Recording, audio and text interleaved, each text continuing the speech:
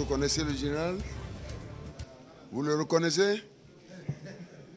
Oui ou non? Enfin, le retour à la transition. Acteurs politiques et médiateurs se sont mis d'accord sur le rétablissement du régime de transition conduit par Michel Kafando, déclare ce samedi le président béninois Thomas Yayi Boni, facilitateur du dialogue politique burkinabé pour la CEDEAO à Ouagadougou depuis vendredi. Monsieur Boni a donné un point de presse au deuxième jour des pourparlers de la CEDEAO avec les militaires, les leaders politiques et de la société civile au Burkina Faso. C'était en présence du général Gilbert Diendéré, proclamé chef de l'État jeudi par les éléments du régiment de sécurité présidentielle, une unité d'élite de l'armée burkinabé. Je tenais vraiment à vous remercier. Demain, tous les acteurs de la vie politique du Burkina vont se réunir, et ceci en présence du groupe international de contact, donc comprenant la commission, le président de la commission économique des États de l'Afrique de l'Ouest, le représentant du secrétaire général des Nations Unies et d'autres. Et sans oublier naturellement le général, sans oublier le président Kafando et tous les acteurs. Donc, vont se réunir demain matin, pour lâcher la bonne nouvelle au monde entier. Pour l'instant, on ne peut rien dire. On poursuit les consultations demain, a dit à l'APS un officiel sénégalais ayant participé à la concertation menée avec les personnalités du Burkina Faso par le président en exercice de la CEDEAO Macky Sall et Thomas Yayi Boni. Les acteurs vont se retrouver dimanche avec les présidents Macky Sall et Yayi Boni, les deux facilitateurs de la CEDEAO. Le général Diendéré est dans de bonnes dispositions d'esprit, a affirmé Thomas Yayi Boni. Le président sénégalais n'a pas pris part à la rencontre avec les journalistes.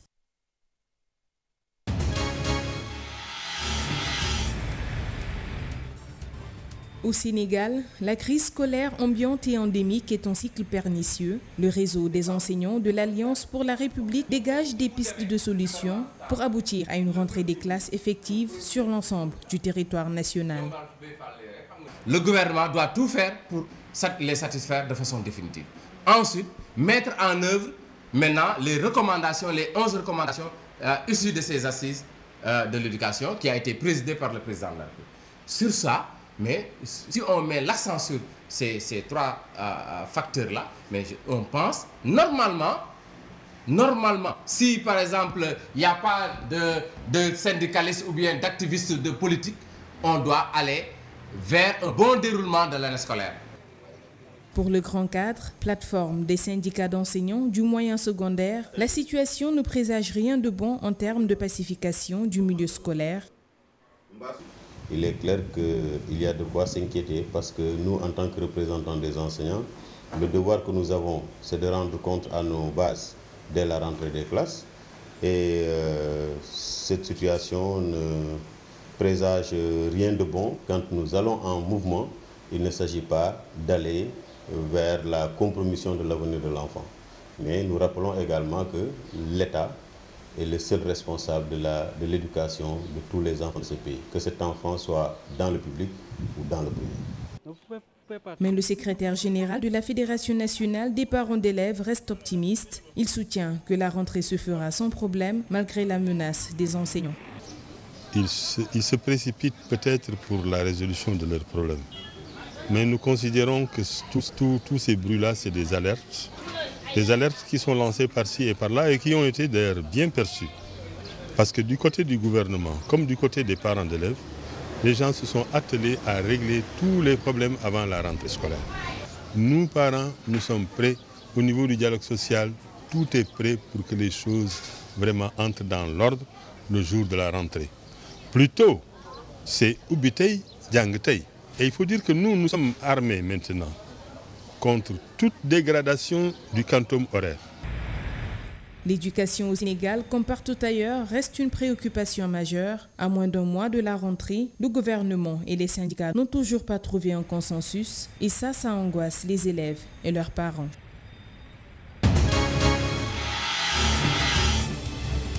fii ak ay fan daañu amal lii di rentrée gouvernementale ginnaaw bi nga xamante ni ñoom ñii di kilifa yi amoon nañu ak noppalu mu di vacances njiitum réew mi di le président Macky Sall ànd ak ñoñom ñu leen di xaarandi ci ay urgence sociale yoo xamante ni bokk na ci lii di sécurité maanaam kaaraange gi lu aju ci wàllu mbënd mi le ak yeneen yu aju ci wàllu nekkinu askan wi le muy nag ay urgence yoo xamante ni daanaka du neex a régler. gis ngeen ne jafe-jafe réew nit ñi amuñu liggéey nañu fexe ba jeunes yi am ay liggéey nit ñi panier de la ménagère denrée yi gis ngeen ne yu si bëri ñu ngi yokkaat waaye tamit lu wàññee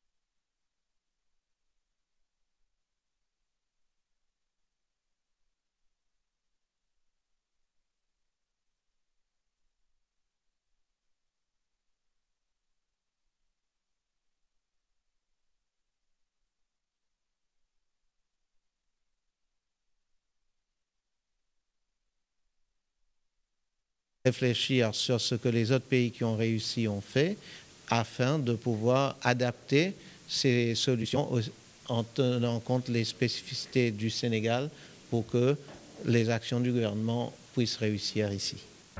Sur le plan des finances publiques, la mission a noté la détermination des autorités sénégalaises à améliorer les réformes institutionnelles, l'investissement public et les dépenses sociales pour mettre le pays sur un chemin de croissance durable. Dans ce contexte, il faudrait avoir des systèmes transparents avec des règles claires pour que tout le monde sache quelles sont les règles et tout le monde peut être en conformité avec ces règles. Et c'est dans ce contexte que nous poussons pour une transparence budgétaire. Toutes les ressources que l'État perçoive devraient rentrer dans une caisse centrale, le Trésor, et ensuite, toutes les dépenses doivent partir d'une caisse centrale, c'est-à-dire le budget. Et en même temps, tout serait inscrit d'une façon où la population sait exactement d'où viennent les ressources et où ils sont dépensés.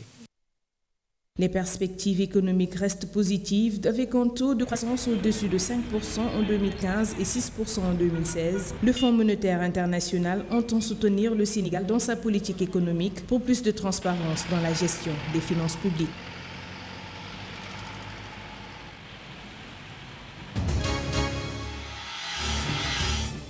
Au Sénégal, l'emploi des jeunes reste une question cruciale dans la capitale comme dans les régions. À Kaolack, 192 km de Dakar, les jeunes ont d'autres alternatives pour faire face aux conditions de vie précaires. Ce sont les taxis motos communément appelés Jakarta qui sont devenus un moyen de subsistance dans cette région. Ici à Kaolack, il n'y a que ce boulot-là. Il n'y a que les travail sur le Jakarta. Il n'y a que les Jakarta ici à Kaolack. Il n'y a pas d'autre chose. Mais on ne peut pas aller voler, on ne peut pas aller faire d'autres choses. Parce qu'on est fiers sur ce travail-là. Il n'y a pas d'autre chose ici à Kaolack, c'est dur.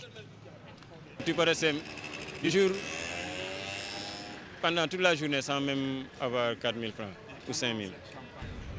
Ces moyens de transport font le bonheur des populations de tout âge. Les élèves en font d'ailleurs une alternative très commode et rapide. Ça nous permet d'aller beaucoup plus vite que les taxis. Quand les taxis sont là, tu viens, il faut que ça se remplisse pour que vous puissiez partir. Si ça ne se remplisse pas, vous ne pourrez pas partir. Ou à moins que tu prends le course. Au lieu que tu viens, tu donnes 400 francs, tu vas aller où tu veux.